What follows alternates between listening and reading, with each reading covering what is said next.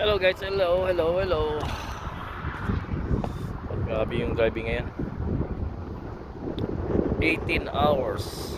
Natulog lang ng 4 na oras. Paano, diba?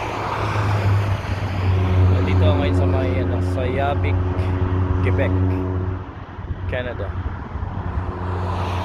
Malapit na ako sa New Brunswick. First time ko mag-deliver dito sa lugar na to. Sayabik, Quebec, Canada. Dito ako nag-deliver ng tindahan. Yung parang bodega. Yan. RPF.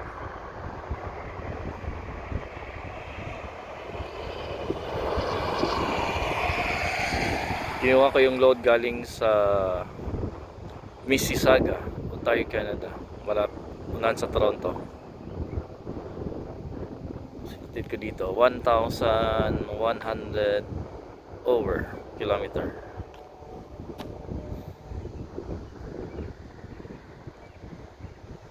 Dumaan ako ng Montreal, tapos dito Quebec, Sayabik, Quebec.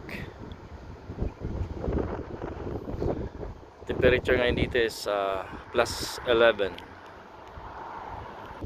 May malaking doon, plantaw, parang sumil yata yan, paggawa ng mga nagkahoy. Yeah, kahoy, sumil, kasi may nakatambak na mga kahoy doon. Yan, ewan ko yung makikita nyo yan, klaro yan, malaking sumil. Sayabik, Quebec. Today is May 25, 2025. 2024. May 25, 2024. Yun lang. Oh, drive na naman pauwi. Another 12 hours pauwi. Bayad ako galing dito papuntang border ng Ontario. 86 cents per mile. Bali lang, $200 yung bayad sa akin pauwi. Drive ng mga 12 to 14 hours pauwi.